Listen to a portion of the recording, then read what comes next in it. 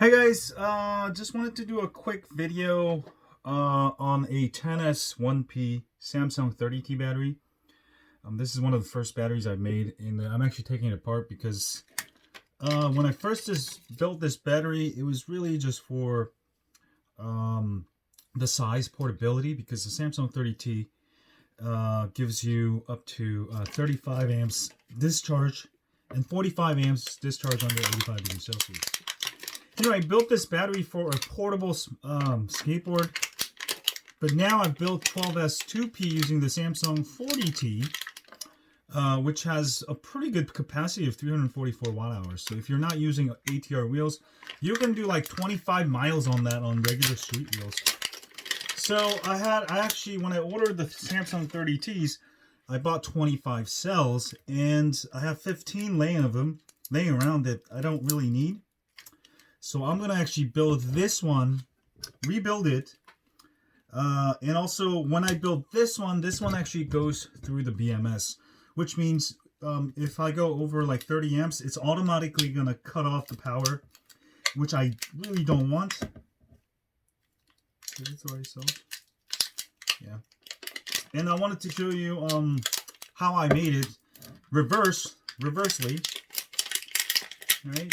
So this was actually one of my first, actually this is like the second 10S, actually this is the very first 10S 1P battery I made with the Samsung 30T.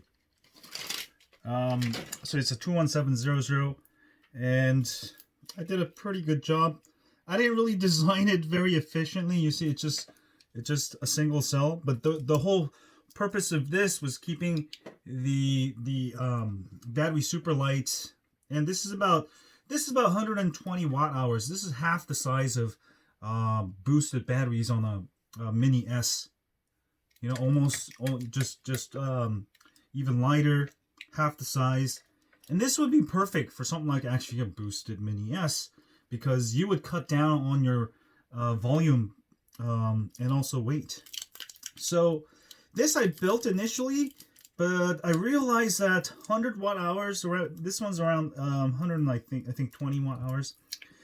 It's just not enough, you know, for I just feel like it's, you know, the more you ride, I feel like you just need more and more watt hours, you know. And I feel like 12, and especially now that I'm building 12S batteries, because 12S is way more efficient, whereas this is only 10S 1P. So I figured I'll take this apart, and then I would basically rebuild a 12S 2P. So I was actually doing the same thing with my 12S 2P, because I actually shorted by accident. I shorted my VSC and it was bypassing BMS. It started all this fire, so I had to rebuild my 12S 2P today. But this is my original one that I want to get rid of. But I do want to save the BMS. This is a perfectly fine BMS. I do want to save the cables and everything. So the first thing you'll do is obviously take everything out. You can unsolder it, but I just don't feel like soldering. So just be careful when you cut the wires. Don't short it out. So I'm going to cut the battery wire first. And also I'm going to go ahead and cut this negative. See that? I almost shorted just right there. So you just got to be really careful when you're working with batteries. Oh, see how that just came off? So that was a very, very bad soldering job. That was butchered. So this is actually one of my first ones, and I don't blame myself. I'm glad I didn't keep using it, because, well, I had it taped, and, you know, the shrink wrap would have kept it together. But even then, now I just really think about safety and, you know, thinking about every little thing that can go wrong. So this is the charging connector. We got that out. And next, just go the opposite way. Obviously, I'll have to take the BMS out. And just be really careful of the ends. All right, that's where you can really hurt yourself. So the negative of the main terminal and negative positive of the main terminal. So what I'm gonna do, and I'm just gonna go in here. I've created so many sparks. The other day I was trying to rebuild this, and then I had this metal edge on my table, and that shorted my battery. Almost started fire again. So you just got to be really careful. Make sure everything's insulated. Make sure just tape up everything, if this, especially if this first time, because literally you can kill yourself. And I'm glad it shorted not on my body, but it actually shorted somewhere else, you know, on the wires or whatever. So the first thing you really want to do when you take your battery, if you're going to take it apart, get all the wires off, the main wires, because this is where the power goes. And once you get that out, the BMS is de-energized in a way, not completely de-energized, but this way I can do that. And as far as, I'm going to try to get some of this wires off. And I'm going to go ahead and look at my soldering work. So disassembling your own battery pack is also a great way to see how good your work is. But this, again, this is one of my first versions. And I don't really like it. And I'm just going to go ahead and cut the big wire off. I don't really need it, so I'm going to go ahead and cut it off. I can go ahead and use it later. So there's a BMS. I can use it later.